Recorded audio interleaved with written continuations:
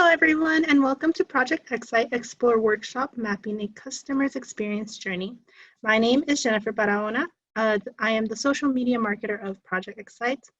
A little thing before we start, Project X-ITE is the entrepreneur hub at DU, and we support student entrepreneurs.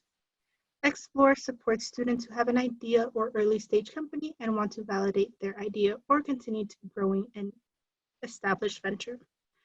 As most of you know, we've opened up our Xplore workshop to the public for free during this time. This workshop is being recorded and will be posted later on our YouTube channel, Project X-ITE. Today, we are joined with Melissa Akaka, who is the co-director of the Consumer Insight and Business Innovation Center and the academic director of Project X-ITE. Hi. Welcome. Thanks for joining. Since we only have a couple people on the call, I'd love to kind of get to know you guys a little bit before I dive into the content for today. Would you mind introducing yourselves?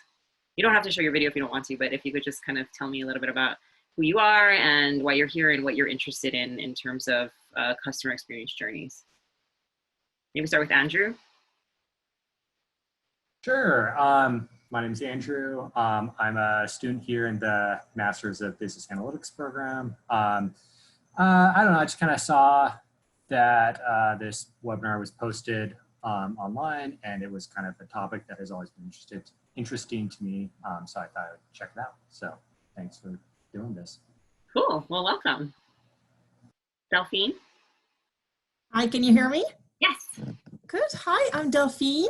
I'm a staff at DU, and I have taken some internet communication classes before, and I have a few product ideas for potential businesses, and anything I can learn in product launch or customer experience is a good thing. Cool. Well, welcome. Thanks for joining us. So you're working at DU right now? Yes.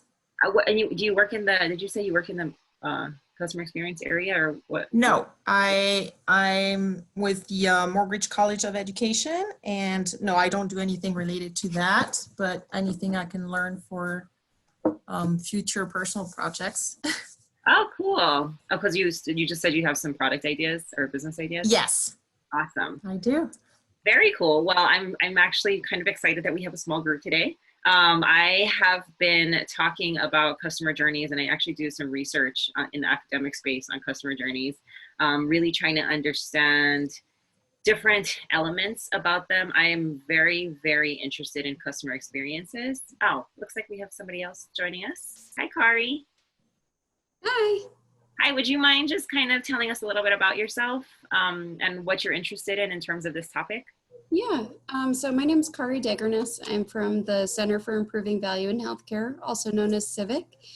And my role is the Director of Healthcare Programs, so I do a lot of convening work, but I also am interested in kind of learning how we can target some potential partners in building data tools to support their work. So just interested in learning how to reach out, and so.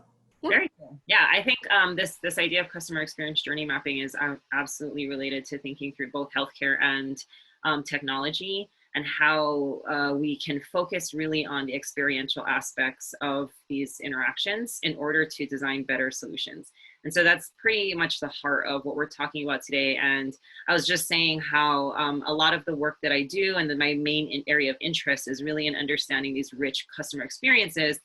And oftentimes when we study customer experiences, we have a tendency to look at them very temporally, and we have we sometimes look to see, like, how is this experience for you on a one-off time going to a museum, for example, or in our classes, right? We do these evaluation surveys that ask students to evaluate the quality of the course based on the teacher, and we get these like snippets of what their experience, how they're experiencing things in different dimensions, but we have a hard time understanding sort of the overall picture, because what you experience in one class, for those of you who have, participate in higher education, you know that just because you have a dissatisfying experience with one course or with one event or with one sort of engagement, it doesn't necessarily mean that your overarching experience with your program it's going to be negative in the long term. So really thinking through what are all the different elements and what are all the different touch points that contribute to these broader experiences is something that I think is super important.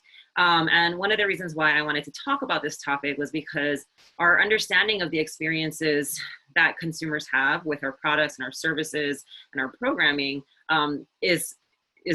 has drastically changed within the last 3 months, right? So all of the things that our customers, we knew that our customers liked about the experiences that we were having, either we have had to severely alter those experiences because of our inability to be in certain social situations right now, or because of the introduction of new technologies. And so what I'm going to talk about today is a super high level, I only have an hour here, kind of approach to thinking about just widening our lens for studying these customer experiences through this journey mapping procedure. And I wanted to make this super relevant and applicable for anybody who is joining us today or anybody who might be joining us later. So I created a template for walking through the steps of a journey mapping process. And this mapping process is going to be, again, very, very high level, very simplistic in the context of this workshop, but it hopefully will give you an underlying understanding of the importance of the process and some of the steps and some of the data that we can use to really think through what these experiences are like and how we could then design better solutions. So I'm very, very informal. I would love to take questions throughout. I just opened the chat box if you want to throw questions in that way. It's a little harder for me. Sometimes I don't pay attention to the chat box as much. So if I am missing something that you're asking or you want to know something or you have a question, please feel free to just speak up. I'm totally happy to pause whatever I'm saying to kind of clarify or to elaborate on something that might be of like more interest to you specifically. Sounds good? Okay, so I am going to share my screen with you now so you can see the slides that I put together for this particular workshop.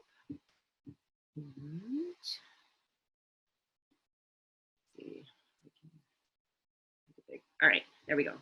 So again, I just kind of want to walk you through sort of the backdrop to what a customer experience journey map looks like, what we use it for, and why they're important, and how we can then really think through using this tool. It's really a tool. It's a methodological tool for us really thinking through how we can design better solutions.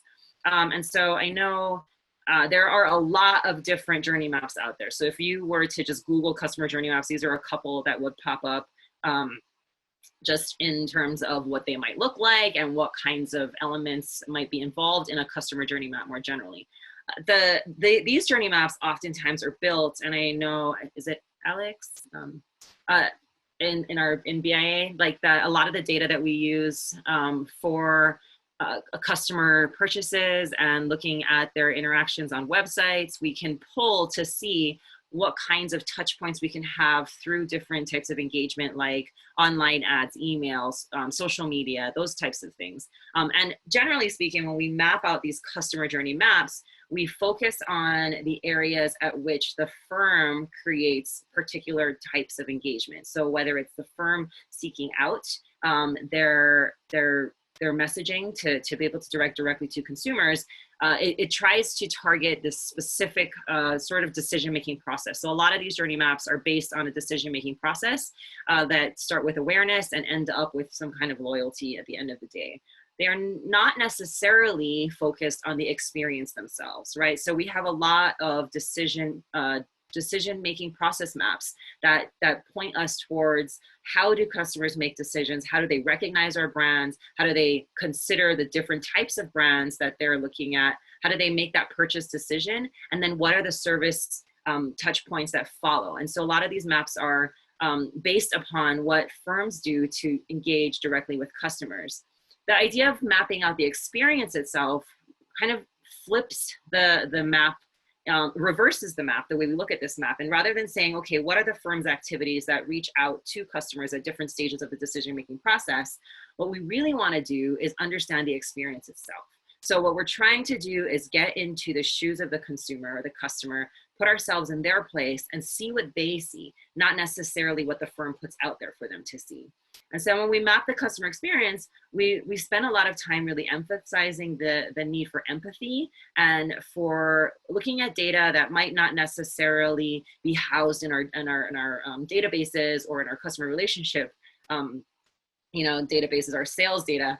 We want to really think through what is this experience like, and this type of data collection usually requires us to be a little bit more qualitative in how we approach understanding these experiences, how we're able to empathize with them. So when I talk about mapping out this customer experience journey, I center it on the experience itself. And when we really want to understand the experience, one of the best ways to do that is to go directly to the consumers and have conversations with them, watch what they're doing. And it fits in really well. I don't know if you've spent any time thinking through design thinking and design thinking approaches, but in design thinking, one of the main steps in the very beginning of the design process is to empathize. And so this is an experience I think we're all pretty familiar with. And I was trying to pick an experience that I thought we could all relate to and it would resonate with all of us. And an experience that we can see has drastically changed over the last 2 months because this is one of the experiences that may never be the same,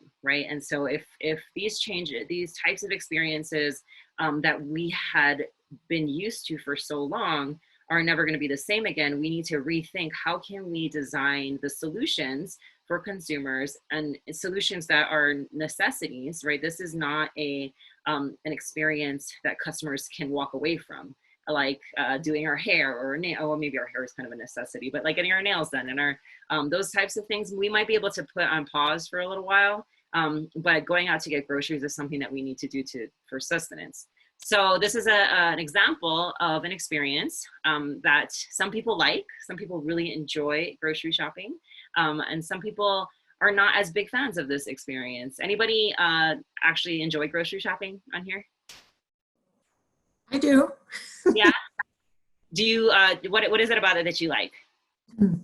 I like learning about new products, actually. Okay. Out there, new packaging, just I think it's fun. So prior to this COVID pandemic, it's the pandemic situation, what would be like a typical grocery shopping experience for you? Actually, most of the time, try to make it quick because I don't have a lot of time, but otherwise, if I have a little bit more time, I spot new products. So I get the usual, but I will look at new products and try new things. Okay. And so has that part of the grocery shopping experience changed for you since all of this started, since we started doing the social distancing? Yes, I try to make it quicker and I'm more aware of the environment, I guess. Yeah. So in the past, we were able to browse, to look at fruit, to make sure it was really fresh and maybe it smelled good. And then we could think about the different products and read the ingredients and the labels in the back of our products and kind of take our time as we were walking through the grocery store for those of us who enjoy it. But that is a completely different situation now, right? Now we're in this situation where when we walk through grocery stores, it's kind of eerie. Sometimes we feel scary. Our emotions have started to change with something that was very regular for us. And so kind of rethinking what this experience is like for the consumers is really important, because as we move forward and as we continue to provide services and grocers continue to provide services for their customers, people don't want that feeling of fear associated with their brands, right? And right now, or at least up until now, it's been kind of a transition in terms of what your level of anxiety has been to go into a grocery store, or what that experience has been like overall. And one of the solutions that has been promoted and publicized and is currently being used more frequently is this idea of online ordering groceries online. So a lot of our stores are making changes to not just allow customers to come into the stores to pick up groceries, but to also create platforms so that you can order your groceries online and you can have your groceries brought to your car, right? And the idea is that this might alleviate some of the anxiety with grocery shopping, but it also has some challenges as well. Anybody tried this online grocery shopping yet? No, you guys are still going into stores? Yeah, going to stores. How does it make you feel to go into the store? I just have to be a lot more patient to get in. That's one thing we didn't have to do before, is wait in line, and it made me think about how some countries have experienced that before and we never had. Yeah. I'm not ready for full online shopping yet. Yeah, that's and why is that? Because I'm a very visual person, I need to really see what I get. Yeah. Yeah, and I feel like there are definitely customers out there that would prefer to be there to see the products that they're picking, especially when it comes to things like fruit and meat and perishable goods, right? So in this case, right, how could maybe if stores and these grocers are thinking about trying to enhance this solution, this online grocery solution, one of the questions that they might be thinking of is, how might we design a grocery solution that enhances the grocery shopping experience, right? So maybe for someone like you, Delphine, who has not yet tried this online shopping, what could grocers do to enhance the experience using this particular type of engagement so that you might try it in the future, right? Because it might actually, then your anxiety going into the stores or having to feel like you need more patience going into the stores, you'd be able to address these needs of convenience and speed with this alternative solution at times. So this is the question we're going to focus on for today, this idea that how might we design an online grocery solution that enhances the grocery shopping experience.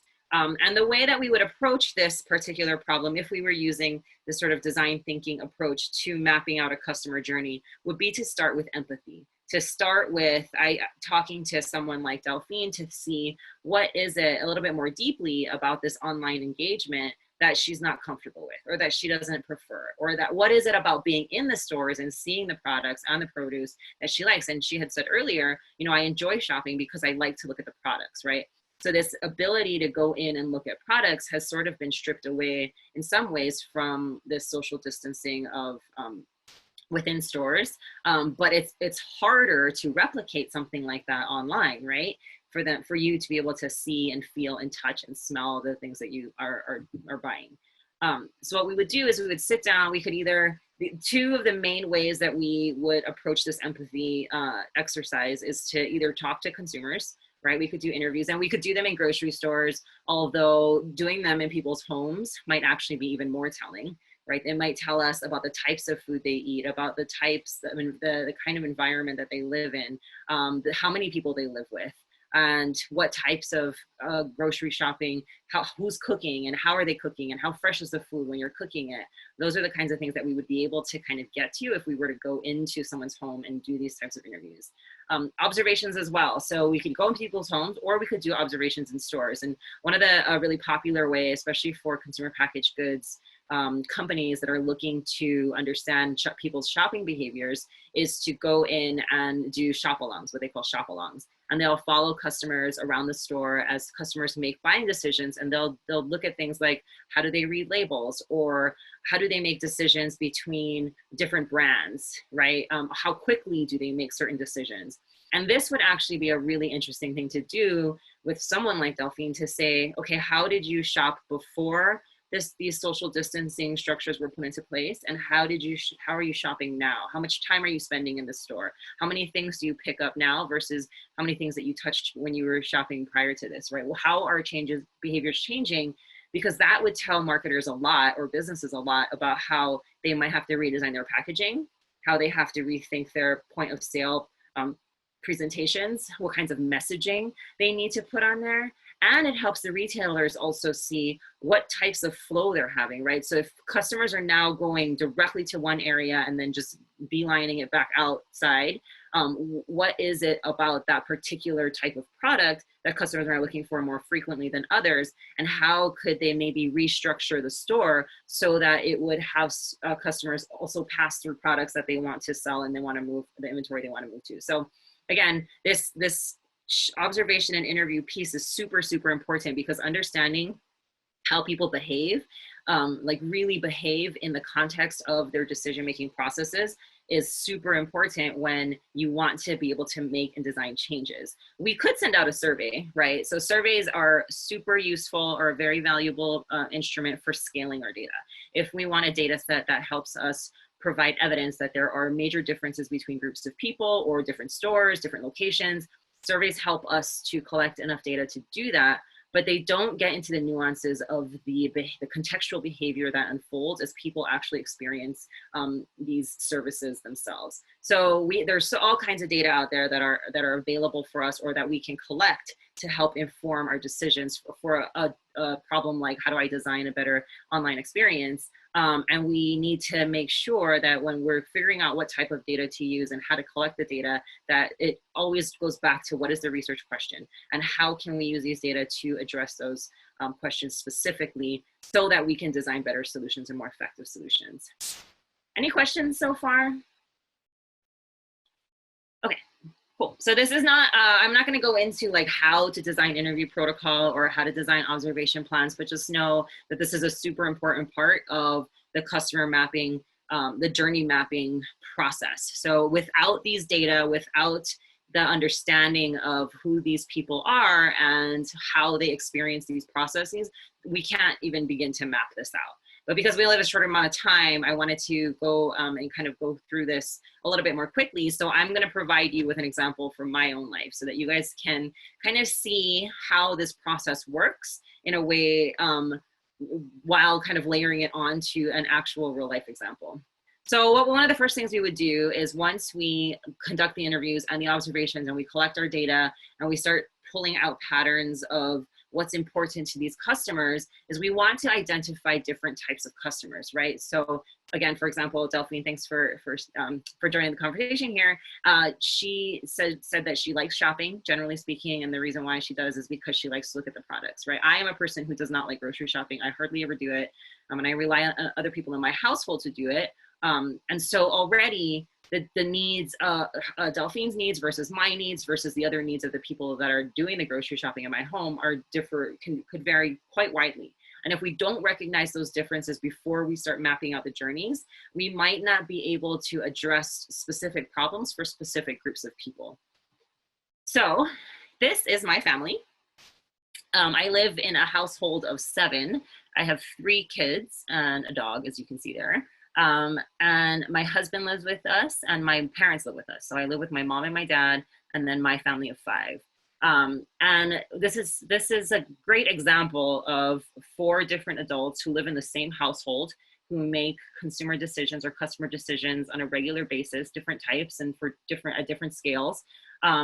But all of us at one point or another, will make a grocery shopping decision. And we have all gone grocery shopping since this pandemic has started. And so I wanted to just kind of give you an example of thinking through how our personalities and our personas, if we were to create personas, if we had a larger group of people that we could collect data from, could impact the way that we experience something like online grocery shopping. So I went ahead and I created a persona map just using the people in my family. And the way this works is if you have your data collected, you have your interviews done, you have your observations, and you're starting to see patterns of things that are important to the people that you've interviewed with, right? So the group of people that you've interviewed, trying to understand how could you start to delineate different customer groups within your customer sets. So if we have big data sets, we have big CRM data that we have a lot of demographic and behavioral customer segmentations, we could start to look at data that could split them up in terms of frequency of shopping, right? The number of times they go to the store, if they have loyalty cards especially, we could track that on a larger data set as well. So we could potentially use other types of data to support our analysis of where these customers lie among these personas.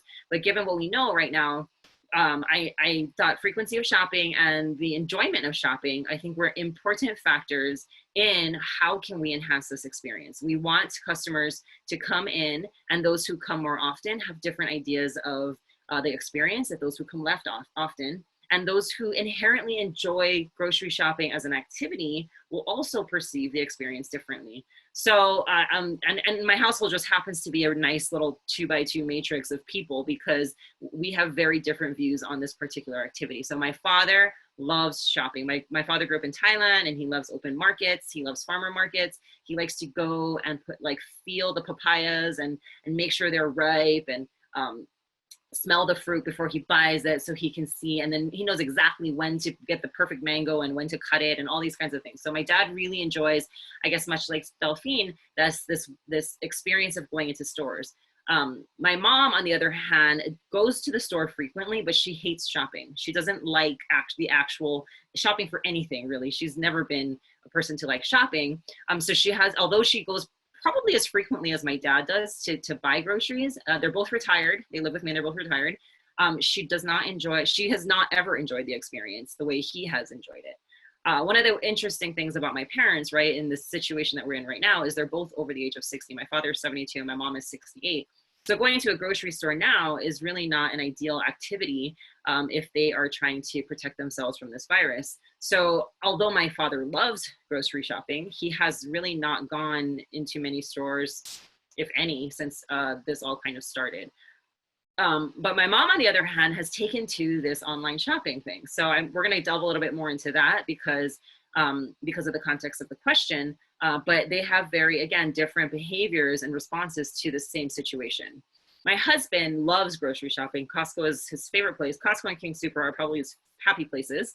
But because he's working full time and he works in Colorado Springs, he commutes very far and he doesn't have a lot of time to do it. So every so often he'll give himself a break and he'll go to Costco so he can enjoy that experience. I, on the other hand, only grocery shop if I absolutely have to, if I'm the only one that can do it, if everybody else is busy, or if there's something really, really specific that I need and I'm like on the way home and I know that I can just grab it really quickly. So I rarely go to the grocery store. I would say once or twice a month is probably as many as I go. And I probably wouldn't count Target because usually if I go to Target, I'm not buying groceries. But I don't spend as much time in the stores because I just don't enjoy this activity. And I have enough people in my house to do it that I don't have to go as often. So here's something that you could do if you have a customer base, or if you're thinking through who your customers are for your, if you are starting a new company, or if you're working for a company, or I mean, higher education is a great place to think about this too, especially with this online, offline learning dilemma that we're having right now, right? We've had, I was talking to Jennifer and she said she loves online learning and she's an undergraduate student. And I think I asked her, is this common among undergraduate students? And she said no, but there's probably a subset of students out there that feel very comfortable online, that enjoy turning things at their own pace, and being able to identify and recognize our student body that has those qualities and characteristics and needs, and distinguishing them from those who really prefer this face-to-face interaction and the different type of social dynamic, will allow us to think through how can we design courses and curriculum that can meet the needs of different types of students, right? If we don't take the time to do that, we can miss out on a group like Jennifer who really likes being online, and maybe we can create an environment that she can thrive in that way too. So again, really thinking through who the personas are within your customer base is an important part of this, because when we map out journeys, if we do it before we think through who our customers are, we might create journey maps that don't actually represent the processes that these students or these customers or these consumers are going through. Any questions about the persona map? No? Okay. So moving on to journey mapping. What we would do for a journey map is to really think through who are we really designing this journey for, right? Which is, again, why we did the persona exercise, and think specifically about who you're going to do it for. So if we were to design a journey map for like one of the customer journey maps that we talked about at the very beginning, we could say, here's where the firm, let me go back to that one, some of the examples that we had up here, right? We could say, look, this process of awareness, consideration, acquisition, service, and then customer loyalty for our store like King Soopers. And we could map them out and say, here are the ways that we can engage when customers become aware of our brand. Here's how we can engage when they're thinking between King Soopers and Safeway or Target. And here's how we can acquire them: coupons, messaging on social media, advertisement. And then we could think about the touch points in the store itself and how they might be similar or different. And then we could think about loyalty. But the problem with not considering the consumer or the persona that you're designing for is that you might miss out on these opportunities for people who really either love being online, who don't like shopping. What does their journey look like? Does it look the same as somebody who wants to go into the store and wants to spend time looking at the produce? maybe not, right? Maybe they're actually like, if you were to go on a shopper like a observation with them and follow them through the stores, they might actually take very different routes, and they might take a very different amount of time and look at very different products. So really thinking through what does it look like for the persona themselves, or these particular types of people, these groups of people, is helpful for mapping out what the journey will look like. And so, yeah, you want to identify specifically which stakeholder, and then think about the beginning and the end of the process. And you can map a journey, you could map a lifetime journey, right, for a brand like Safeway. So I grew up in Hawaii next to a Safeway, and that was the only store we ever shopped at. I've had, when I moved to Colorado, a really strong affinity for this brand without even knowing that that was the case, because I had been shopping at this store my whole life. And when I saw Safeway, I saw something that was familiar and comfortable. And turns out the one that is here is very different than the one that I grew up by, but that brand resonated with me. And so if I wanted to map out a journey with my understanding and experience of the brand as itself, it could be a decades long journey, right?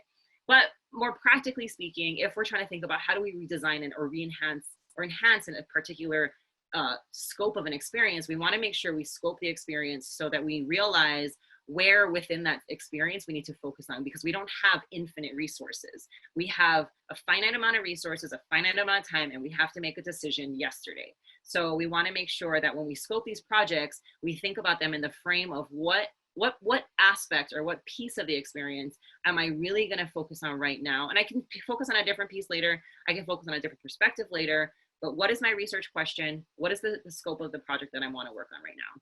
So think about the starting and the ending point for the process that you really want to redesign, right? So like higher education as an example, if we wanted to redesign a program, we would start at how do people know about the program? How do people even think to get an MBA, right?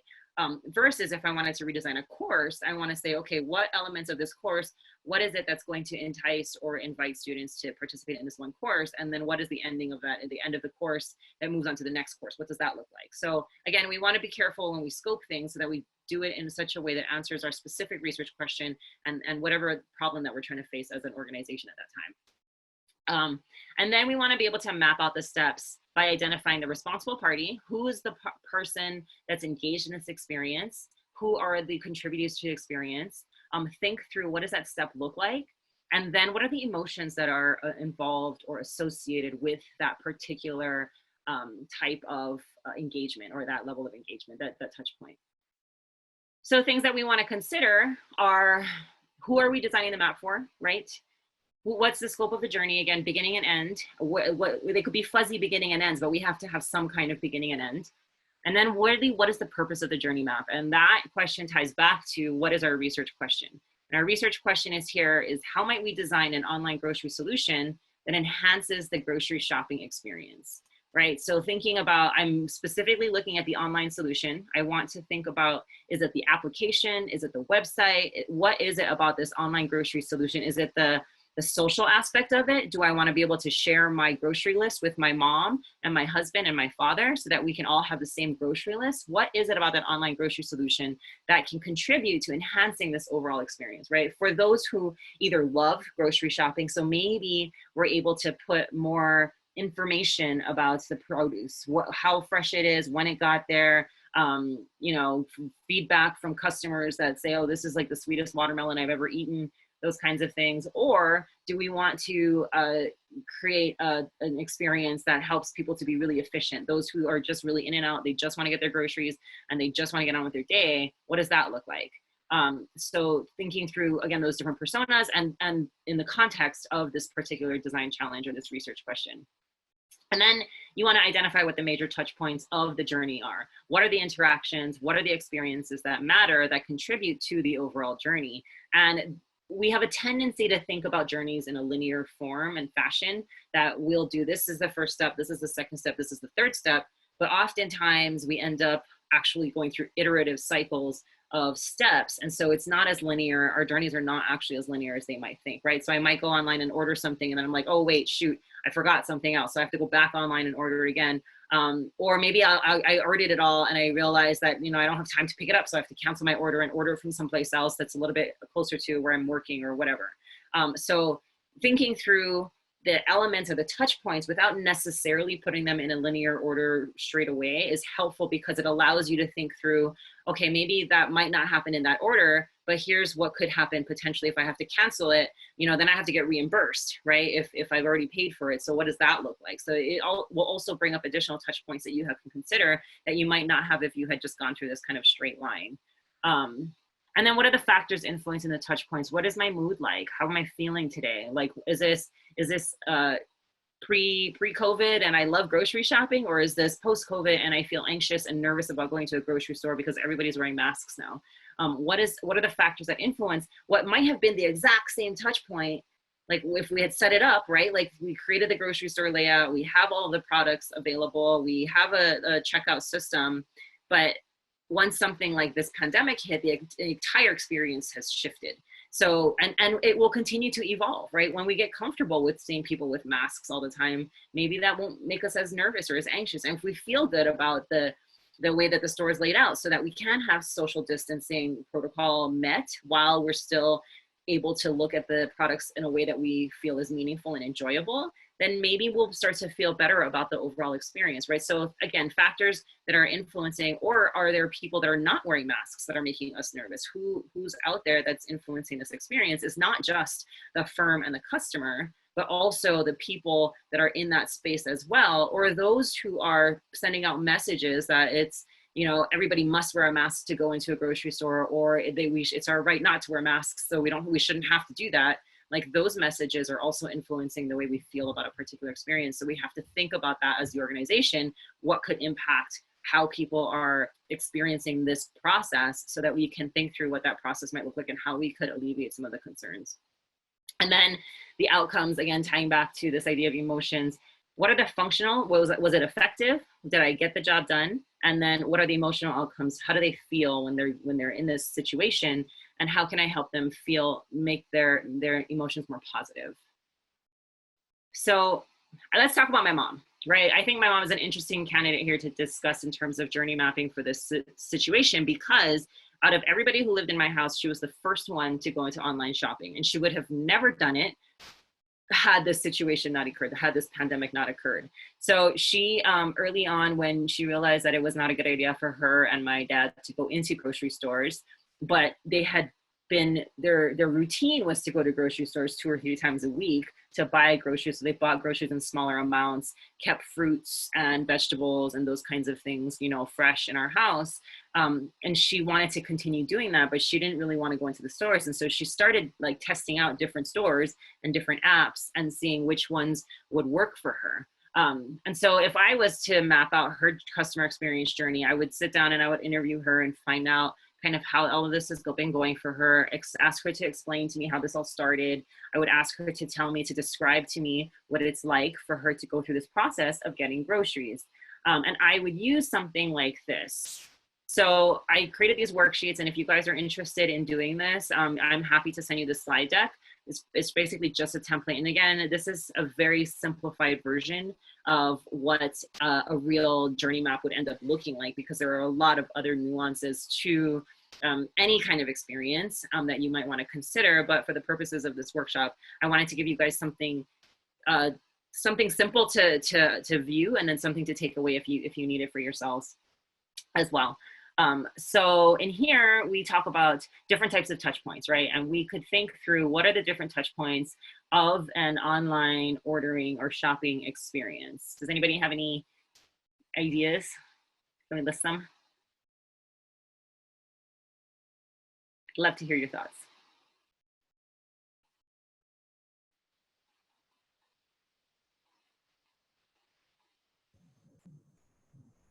Melissa, can you repeat your question, please? Yeah, I just, so if we're gonna map out touch points, so journey maps kind of start with this idea of like, let's identify the touch points. What are the interactions or engagements that customers have with organizations or products, and that they might derive experiences from, that we can then start to think about what is the overarching experience here. What are those particular touch points? Like, how do firms and customers interact in the context of, say, grocery shopping, like online grocery shopping?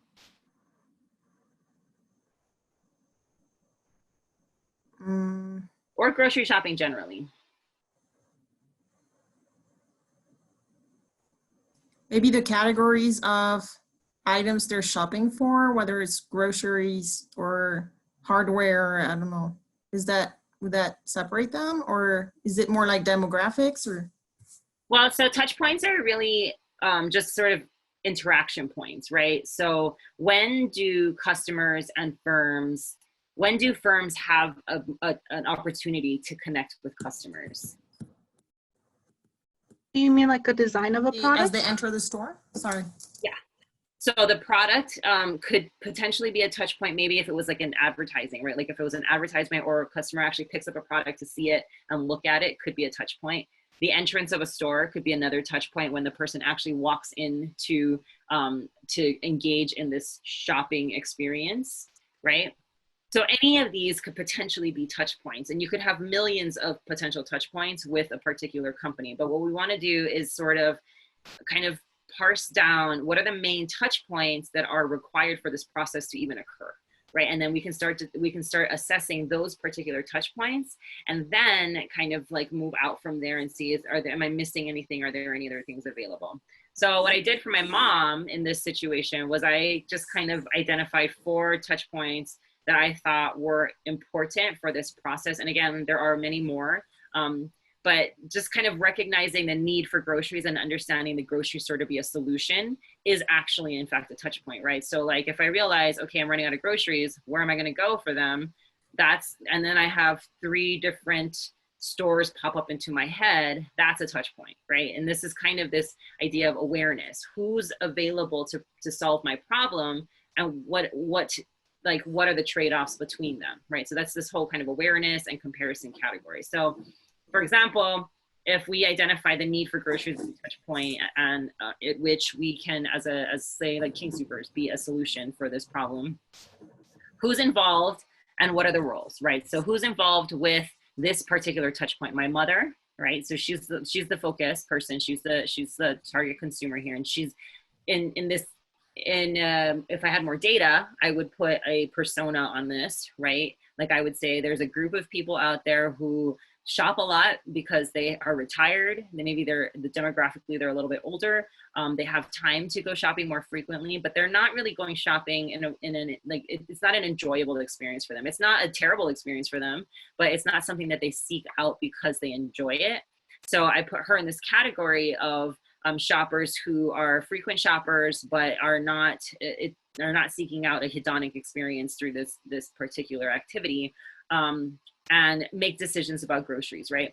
And so when I think about who's involved in this, my mother is involved in this, and who is she buying the groceries for? So the family is involved in this, right? My kids ask all the time for all kinds of things, and my mom is very happy to oblige. So those people are also involved in this touch point. The grocery stores are involved in this touch point because they provide information to say, I have these products available, and this is why you should come shop at me, right? We have the freshest produce, or we have the best selection, or whatever, right? So that's their engagement in this part of the process, is to say, I have a solution for your problem, and could potentially provide information about what the details of that solution. If it's inventory, or if it's the freshness, or if it's sales, things are on promotion, so you can get a discount or something, that is part of the engagement of the firm during that process. And then we want to kind of understand the experience itself, that part of the experience itself, right? At that touch point, what are your customers, what are they doing? What are they seeing? What are they hearing? And in my house, we put and this would be a great place where we could use observational data and interview data to inform this aspect of the touch point, right? So we're not gonna, if we looked at kind of like what the messaging is from the firms, we could look at advertisement, we could look at social media, we could look at coupons they're putting out there to see how is the firm trying to engage. But without actually talking to the consumers, we won't understand what is their process at this point in time, at this touch point. So in my house, we have a whiteboard where we write all of the groceries that we need or that we want. So we'll just write them on there. And whoever's in charge of buying the groceries, or whoever's going to buy the groceries, will look at the whiteboard, they'll look at the list, they'll look in the pantry to see what's missing, what kinds of staples are short on. And then they'll think about the purchase that they buy on a regular basis, right? So like if we buy bread, regularly because my kids eat bread all the time. Even if there's a loaf of bread, oftentimes my mom will buy more bread because she'll know that they're going to eat it within 2 days or a day. And then you have to make the decision of where to go, right? So that's all part of this process too. What are they seeing? What are they hearing? What are they doing? Where are they going to go? And how are they feeling at this time, right? Sometimes we forget to ask these questions about the emotions that are attached to particular elements of these touch points. And so at this time, when you're in need of groceries, how are you feeling? Are you desperate? Are you like in the middle of cooking a cake and you realize you don't have eggs? Is that how you're feeling? Is it uncertain, like you're not sure when you're gonna need this next, but you should probably get it anyway? And do you, like, maybe you feel responsible. Maybe you feel responsible for buying the groceries. That's why you're going out of your way, taking initiative to do it, right? So thinking through what is the touch point? In this case, it's just the need for groceries. And then thinking through what, how are they experiencing this particular touch point? What are they seeing? What are they doing? What are they hearing? And then how are they feeling? What's their emotional response to this particular event or occurrence? And we would do that across for all of these different touch points to be able to see, again, we could have hundreds of touch points, right? And we want to make sure that at each of them, we're making the same type of assessment so we can recognize the types of emotions that might come out at any time. So for the sake of time, I'm going to kind of just move on here. But you could see how at each touch point, so I said need for groceries, order groceries, pick up groceries, and put groceries away are 4 just basic touch points that I identified in this process that somebody who was developing an online solution might want to consider when they're thinking about how do they enhance the online solution, right? Even for putting groceries away, is there a way to say, okay, maybe that's a good time for inventory to say, I might need something next time, or actually I have too much of this, right? So is that a good time to kind of like assess inventory for the next time you go shopping? Could be potentially something that you could think about. So once you kind of map out the touch points for, any questions about this? Does this make sense? Jennifer, Delphine? Yeah, I think so. All right, Andrew, yeah? Okay, great. So again, sorry, mapping out the touch points. And then when we think of, if we want to take a little deeper dive into each of these touch points, not just kind of how are they feeling, but we want to think about like, what is the end result that we're looking for, right? If we are going to design an online solution for this particular touch point where they identify a need for groceries and they want to be able to see what's available, is there something that we could do in maybe like an app to be able to put out there what's available for them to help kind of alleviate some of these maybe negative feelings that they're having? So I love this approach when you think about what is really the job here. What's the job to be done of the solution? Like once you have the problem set forth, you got to figure out, well, how's the solution going to solve the problem? So what is the functional job of an online solution and what is the emotional job? So what is it supposed to do and how should it make them feel, right? Is something you could do. And you could take it, again, for any of these touch points, but if you use that first one, recognizing a need and a solution for groceries, your solution would be maybe you have an application.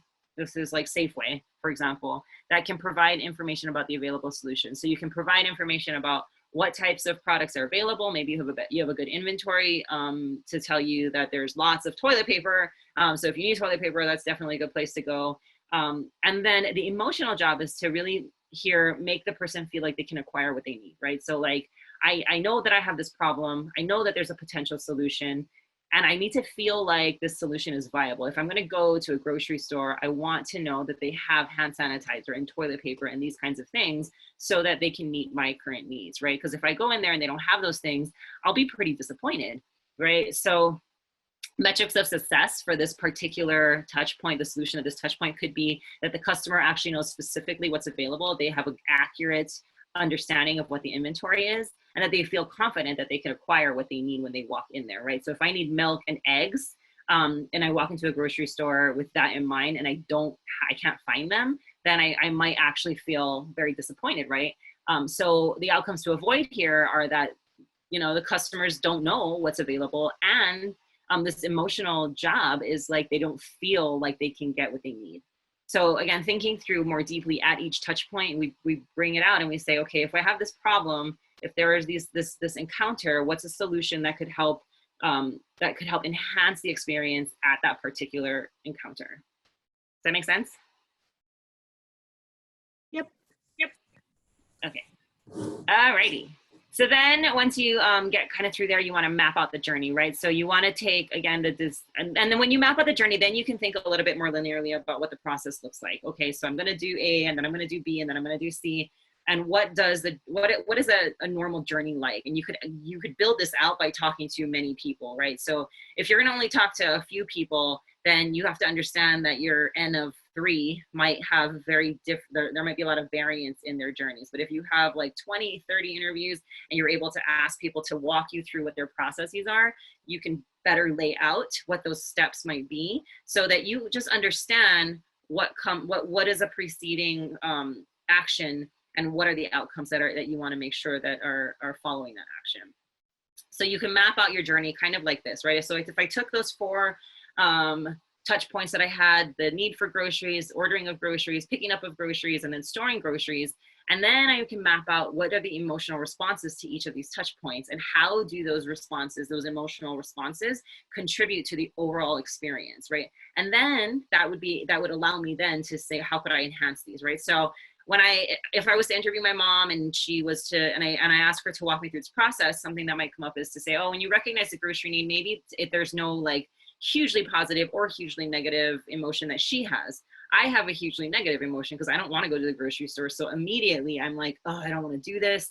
Like I really, okay, how do I get out of this as fast as I possibly can, right? So I have an emotional low, which is like, right now it's anxiety too. But before it was just kind of like inconvenient for me to go and sort of grocery store to pick up something, even though I know, right? But she has time, she doesn't mind doing it, but so she's kind of visual when she recognizes me and that there's a company out there that can provide a solution to that. And then she puts in the grocery order. Like in this case, this is kind of how she described one of her first experiences, right? She was really excited to put this order in. She told me that she came in, she told me, look, I got this order in at Safeway. I'm really excited to see how this works. I'm gonna go pick it up tomorrow. And then they're just gonna come and put all the groceries that I ordered in my car and it's gonna be super safe. And I'm really glad I don't have to spend time in the store. And that's kind of how she felt about it when she put the order in. So she goes to the store, she picks it up. She's a little nervous because my mom doesn't drive a lot and there's she hasn't been driving for a while because we've been kind of in the house. But so she's around, she's wondering how this is going to work out. Will they have to talk to her through a window? Will they have to hand her bags? And how will she like react to that? And so ends up, they put it in a trunk and she was happy with that. And she realized it wasn't that dangerous of a situation. So she comes home and she's unloading and she realizes she only got half the things on her list. So of all the things she ordered, she got about 50% of the things that she ordered. And she was really disappointed. She said, now I have to go out again. Now I'm going to go try a different store to see if they have the things that I need. So she had set her expectations up pretty high because she was excited that she was going to get her groceries in a quick and easy way. The actual exchange of the goods was not that great, but it wasn't that bad. But then when she came home and she realized she only got half of what she wanted, that was problematic for her. So this is kind of a situation where we mapped out a simple map of a journey, a customer journey. And I'm going to guess that there were a lot of very similar ups and downs for many of the people trying this, especially in the very beginning when grocery stores were trying to sort out their inventory and trying to figure out how to make sure that they, how to align the things that people were buying with the things that were actually on their shelves. And communicate that as well. So this is sort of what a journey map would look like. And again, they can get much more intricate and much more detailed, but this is a way for you to think through if you want to kind of understand a broader customer experience, what are the stages and what are the steps? And then what you want to do is be able to go back, and this goes back to kind of the jobs that we talked about at each touch point, but what about the overarching job? What would an ideal journey look like if every single touch point hit the emotional and functional needs of the customer? What patterns currently jump out at you? In which cases are they feeling really negative, and in which cases are they feeling really positive? And are there positive feelings at the beginning of the journey and there negative feelings towards the end of the journey, or vice versa? Or are they going up and down throughout the journey? Those are important questions to ask. And then finally, what can you do to improve, enhance, or evolve this experience for your desired customer? And you can go back to each of those touch points, look at the jobs that you're thinking should be done at the functional level and the emotional level, and what could you do to tweak that touch point? Especially if you're thinking about things like moving stuff online, how can we create that touch point in a different medium so that it triggers the same types of emotions that you're aiming for even in the offline space? Does this make sense? Yes. Yeah. What do you guys think? Is this useful and from a data standpoint, Andrew? Yeah, no, actually, I think this is great. I've really enjoyed this.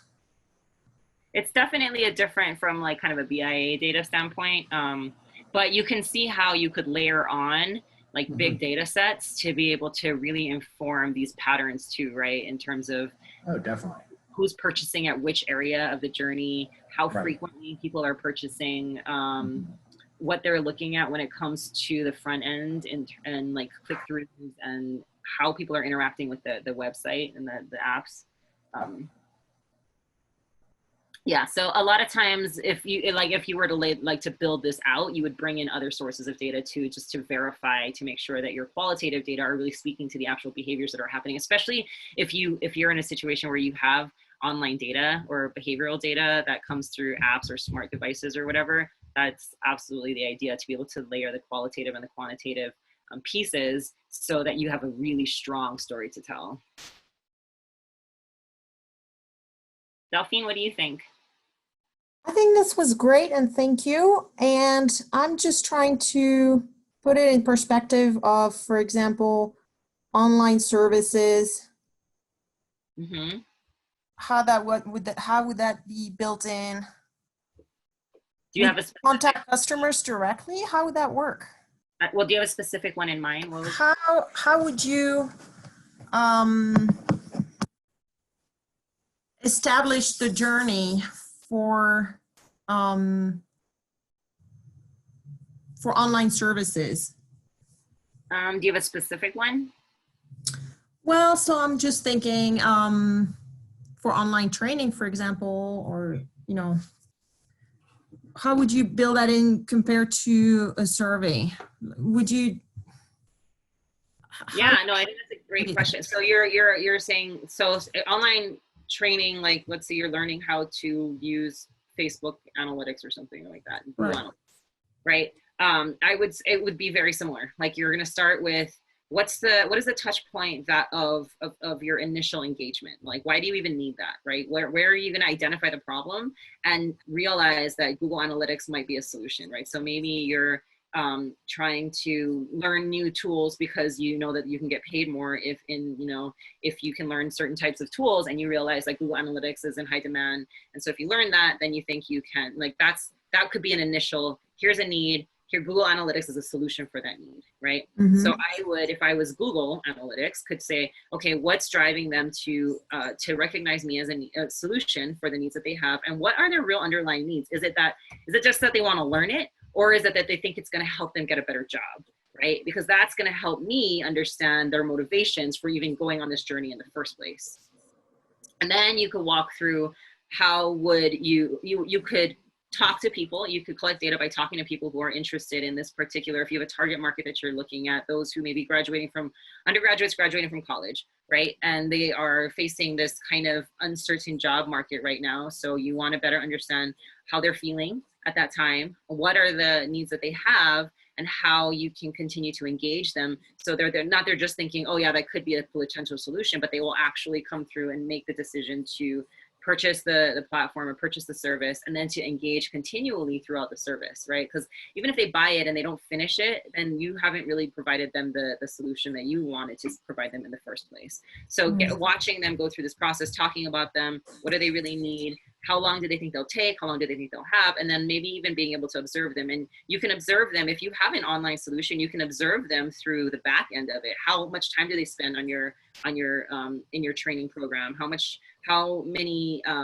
effort is put forth to actually getting the work done? How fast can they get through the modules? And then are they interacting with other people online? Are they participating in discussion boards and those kinds of things, right? So you could see on the back end, given the activities that they're doing throughout the training process, how much engagement they have at each stage throughout that process, and assess whether or not they feel like they're actually learning something, or if they feel frustrated or tired, or they're not getting anywhere. Does that make sense? Yeah, no, that's great. Thank you. Yeah, you can use this for any type of service or product, or just even experience. And like experiences that we seek to have, maybe more hedonic experiences. And really just kind of, it's really about breaking down scoping out what is the process that you're looking at, what is the beginning and the end of the journey that you want to understand, and where are the highs and the lows of how people are feeling and responding to those interactions throughout. Okay. Well, thank you so much. Yeah, anytime. And we'll post this online. So if you ever want to get back to it, and I can also have I was going to send Jennifer the slide deck. So if you ever wanted to do this, these slides are kind of like templates. So you can kind of go in and just kind of populate yourself or copy the template and build out a bigger one if you need it. That'd be great. Thank you. That's fantastic. And if you have any questions, please let me know. I'm in the marketing department. I'm a faculty in the marketing department, and I'm happy to, if you have a specific product you're working on or a specific job project or whatever, please feel free to reach out, and I would be happy to talk with you about your specific project. Great. Thank you. Yeah, thank you. Thank you everybody for joining us. And thank you for presenting as well. If you guys have any other questions, you can also email us at projectxite@du.edu. But thank you. Have a great afternoon.